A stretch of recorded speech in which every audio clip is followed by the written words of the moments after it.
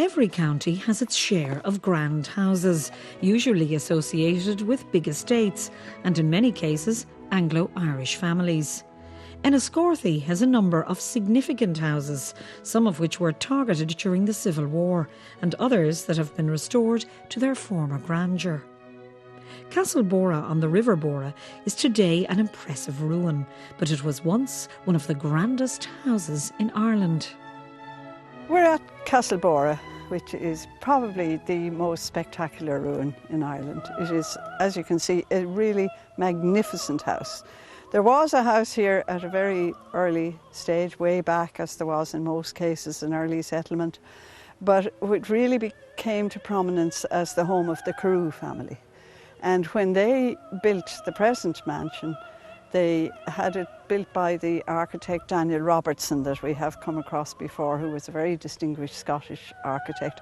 But the important thing is that he was assisted by the architect Martin Day, who was actually senior to him, who was a Wexford man, but magnificent carving, as you can see, on the capitals of the pillars and in various parts, even it's still existing, even though the interior is gone. The Carews were very big landowners. They had at one stage about 1,000 acres here. Now, one of the interesting things about the Carews, they were what you could call good landlords, the Carews of Castleboro, and they have left their mark in various ways, including in their estate chapel. But above all, we have this ruin which is not in the public domain, it's on private property, it's on farmland, because above all the Carews were farmers. It suffered the fate of many houses in the early 1920s and was deliberately burnt down. By that time, the Carews actually had left and moved to England. My grandfather, Willie Cullen, bought it in 1925. It was lot 9 actually, and he was interested in the land. But at that time he was more into farming, and I at this stage would be, well, I'd have a good interest in it and trying to make it safe, you know, because it is a ruin, it can be dangerous. And Are you proud of it? I am actually, yeah, I think it's lovely, I love it here. The name and memory of the Carew family is kept alive in Killegny Church, which was built on land granted by the Carews. They had a title, the title Baron Carew, which went down through the family. They intermarried with a wealthy merchant Wexford family called the Shaplands, so they became referred to as the Shapland Carews. And there is a grave here, as you know, a plaque in the church and the window to commemorate them.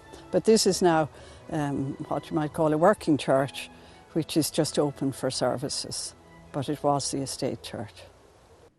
In the nearby Coolat Garden Centre, the Deacon family have a document detailing their agreement with Baron Carew to lease and subsequently buy their farm.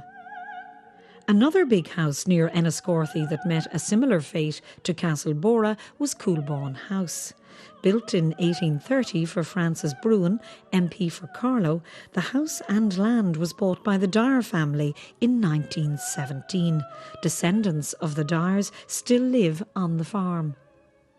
My grandfather bought Coolbawn estate roughly a strong 100 years ago, about 100 years ago. The night it was burnt down, I'm not quite sure who burnt it down, but these people that came in to burn it down, they came to the wrong place, they came to the farmhouse, and they held my mother at gunpoint all night more or less, until 5 o'clock in the morning, and they left.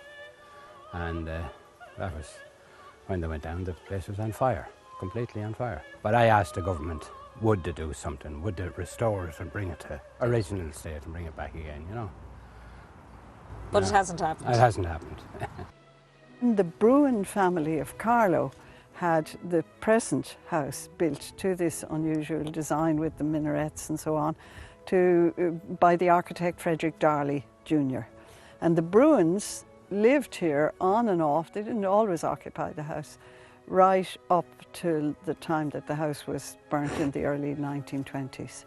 And this particular house, it's very elaborate.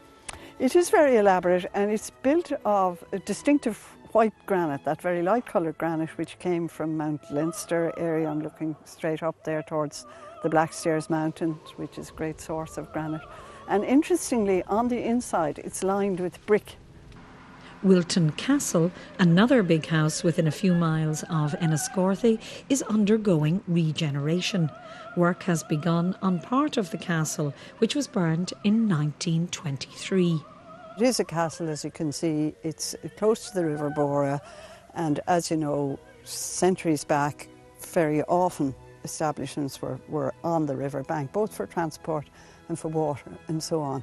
Now, there was originally a more modest house, and then it was developed as the years went by, and the present structure, apart perhaps from some additions, was to the design of the architect Daniel Robertson, who you probably know was a very distinguished architect, Scottish, but designed quite a lot of remarkable houses in the Wexford area.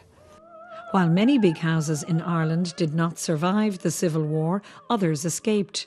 Brown's Wood on the outskirts of Enniscorthy was built for Baroness Gray, mother of the well-known artist and furniture designer Eileen Gray.